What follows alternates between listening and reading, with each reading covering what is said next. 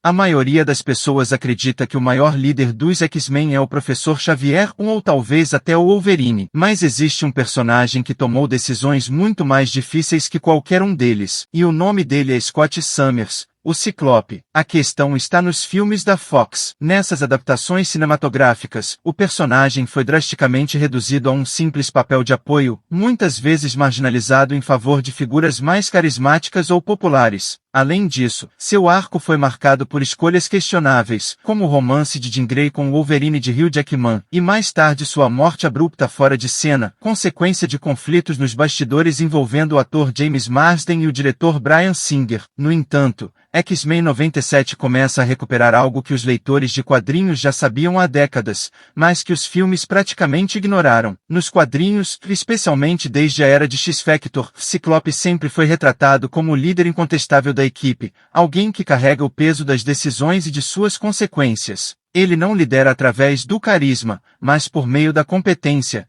da disciplina e da visão estratégica. Ciclope representa o verdadeiro ponto de equilíbrio entre as filosofias de Charles Xavier e Magneto, não apenas no nível ideológico, ao tentar conciliar coexistência e sobrevivência, mas também na estratégia prática do dia a dia dos X-Men. É ele quem transforma ideais em ações concretas, mantendo o grupo unido mesmo nas situações mais extremas. Esse é exatamente o tipo de complexidade que X-Men 97 finalmente começa a explorar com a profundidade que o personagem sempre mereceu. Scott Summers possui uma mente tática excepcional, carrega um nível quase absurdo de responsabilidade sobre os ombros, acima de tudo, é facilmente um dos X-Men mais sombrios e complexos de todos os tempos. Ele não é apenas um símbolo de liderança, mas um personagem moldado por decisões difíceis, sempre caminhando por uma linha tênue entre o heroísmo absoluto e uma possível queda para o lado vilão. Ciclope foi o primeiro X-Men recrutado pelo professor Charles Xavier, ainda muito jovem, quando seus poderes mal podiam ser compreendidos ou controlados. Enquanto outros mutantes tiveram a chance de viver infâncias relativamente normais antes de descobrirem quem realmente eram,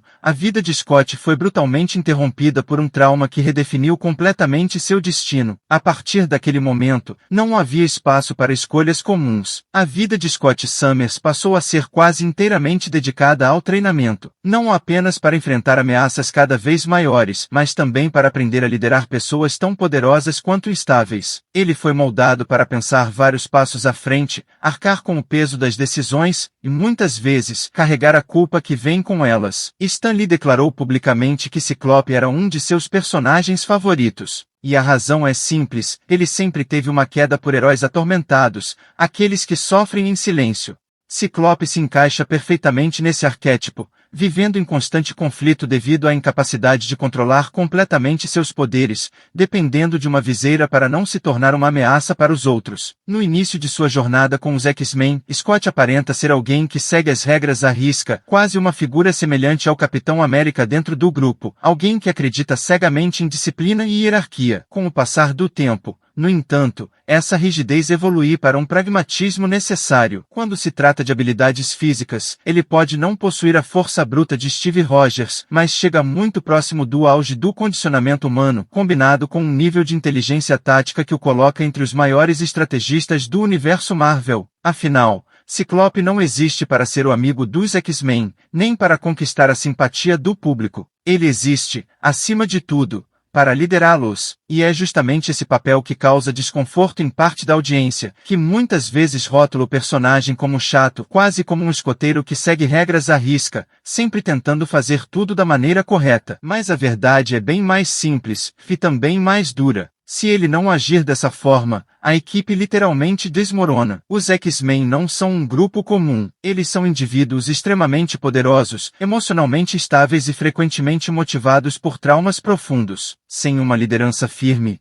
o caos se instala rapidamente. Ao contrário do Professor Xavier, que exerce um papel mais intelectual e filosófico, Ciclope é o verdadeiro líder em campo. Ele está na linha de frente, tomando decisões em frações de segundo no calor da batalha, quando não há espaço para dúvidas, discursos ou idealismos. É Scott Summers quem transforma a teoria em ação. E se ele falhar, mutantes morrem. Simples assim. A responsabilidade recai inteiramente sobre seus ombros, e ele sabe disso melhor do que qualquer um. É uma pressão constante, enorme, que não permite relaxamento nem momentos de descuido. É por isso que Scott quase sempre parece sério, concentrado e visivelmente sobrecarregado. Não porque seja frio ou sem emoção, mas porque entende o peso de cada escolha que faz. O papel de Ciclope nunca foi parecer poderoso o tempo todo, muito menos ser o membro mais carismático da equipe. Seu verdadeiro papel é garantir que cada integrante dos X-Men cumpra sua missão da melhor forma possível,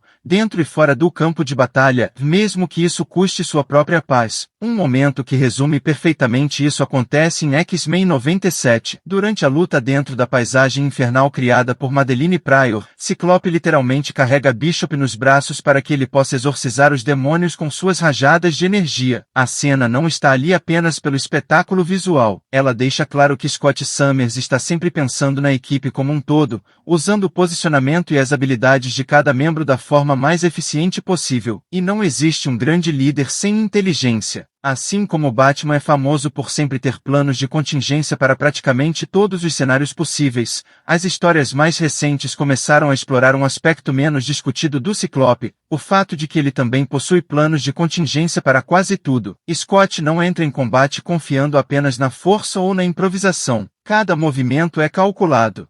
Existem até documentos formais preparados para cenários extremos, como o surgimento de um kaiju, um monstro gigantesco muito além de qualquer ameaça convencional. Se algo dessa magnitude aparecesse e os X-Men precisassem enfrentá-lo, a equipe já teria protocolos e estratégias previamente estabelecidos. Nada é deixado ao acaso quando Scott Summers está no comando. Essa mentalidade estratégica se conecta diretamente com a verdadeira natureza dos poderes do Ciclope. Ao contrário do que os filmes mostraram durante anos, seus raios óticos não são simples lasers de calor. Eles são feixes de concussão, essencialmente impactos de energia pura, capazes de lançar, esmagar e obliterar tudo que estiver em seu caminho. Na prática, Scott Summers é alguém que poderia destruir uma pessoa com um único olhar. Por isso, o nível de controle que ele precisa manter é extremo e constante. Um único erro, um reflexo mal calculado, e ele poderia devastar uma área inteira em questão de segundos. Quando se combina esse potencial destrutivo com seu brilhantismo estratégico e o controle quase cirúrgico sobre seus poderes, a conclusão é clara: Ciclope é praticamente uma arma em forma humana. Os próprios quadrinhos já brincaram com esse nível de precisão,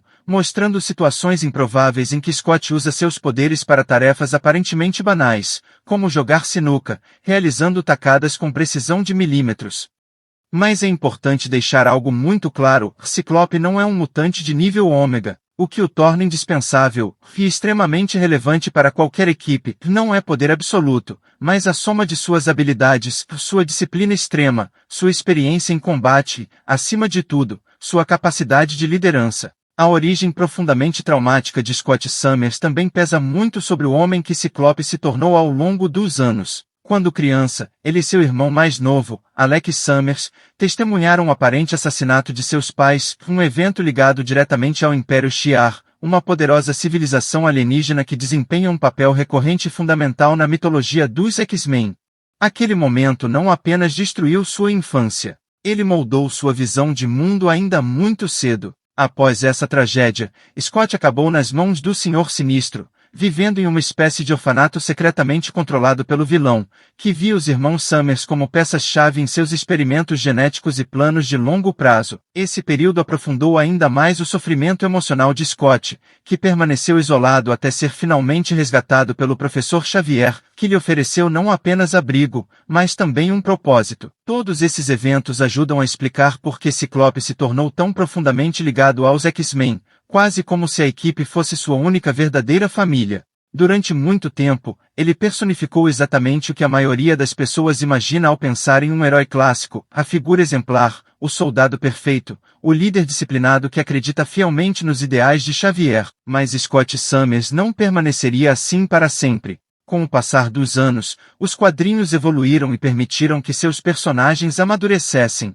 E Scott passou por uma transformação radical, a ponto de, em determinado momento, ser visto por muitos leitores e até por outros heróis do universo Marvel como um vilão. Essa mudança não aconteceu de forma repentina, mas como resultado de decisões difíceis que se acumularam ao longo do tempo.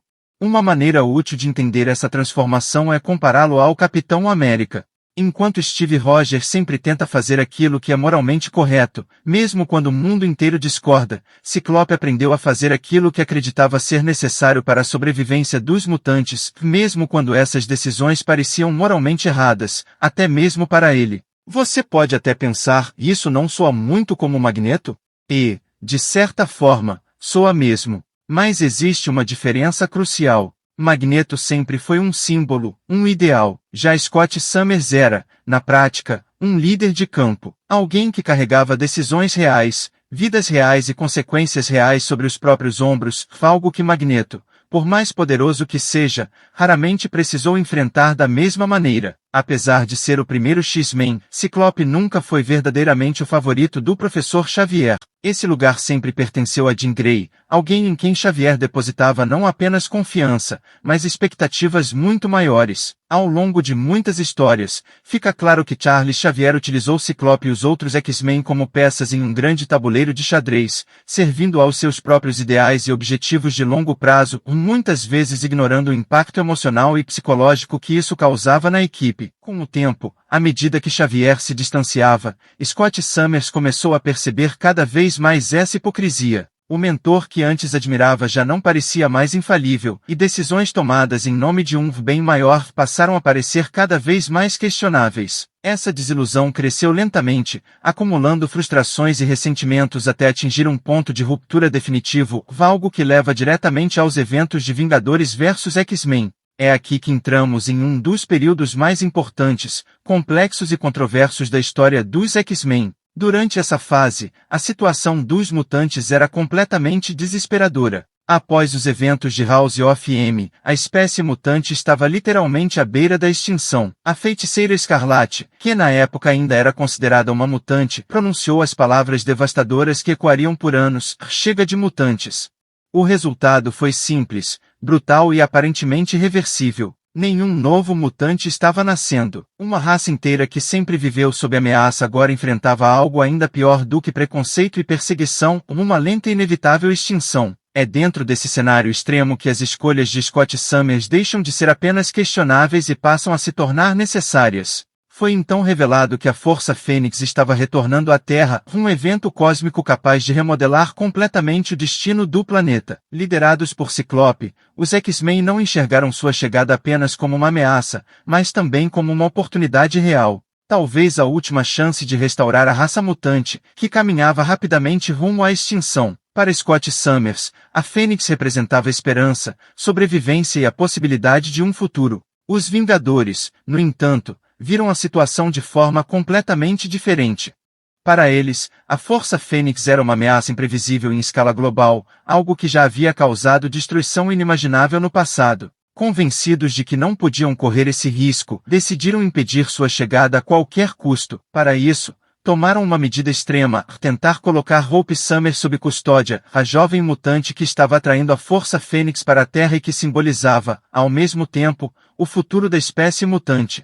No fim, os X-Men, e Ciclope em particular, conseguiram proteger Hope. Contra todas as expectativas, a Força Fênix realmente chegou à Terra, mas não da maneira que qualquer um havia previsto. Em vez de possuir um único hospedeiro, a entidade cósmica se fragmentou e foi dividida entre vários mutantes, incluindo o próprio Scott Summers, que passou a exercer uma parcela imensurável desse poder. O que deveria ter sido uma grande vitória, um momento capaz de marcar o renascimento da raça mutante, acabou tendo um desfecho trágico e profundamente perturbador. O retorno do Professor Xavier não aconteceu como um gesto de apoio ou reconciliação.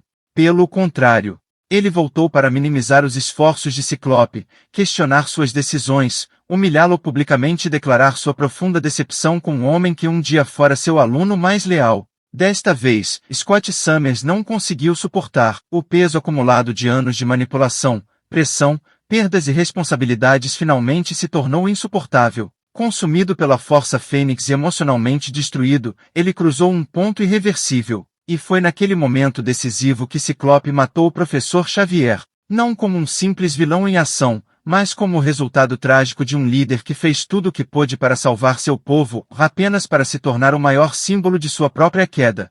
Esse arco se tornou uma espécie de história da Fênix Negra, mas com uma diferença crucial e profundamente irônica.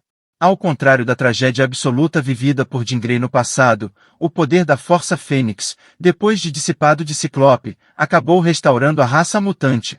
O gene mutante voltou a se manifestar, novas crianças começaram a nascer com poderes, e a extinção que antes parecia inevitável foi finalmente evitada. Em outras palavras, apesar de toda a destruição, das perdas irreparáveis e do enorme peso moral envolvido, o plano funcionou. Scott Summers fez exatamente aquilo que se propôs a fazer. Ele salvou sua espécie. E isso cria um dos dilemas éticos mais fascinantes da história dos quadrinhos, até onde um líder pode ir quando acredita que o fim realmente justifica os meios? Esse período acabou se tornando uma das fases mais marcantes já escritas para Ciclope.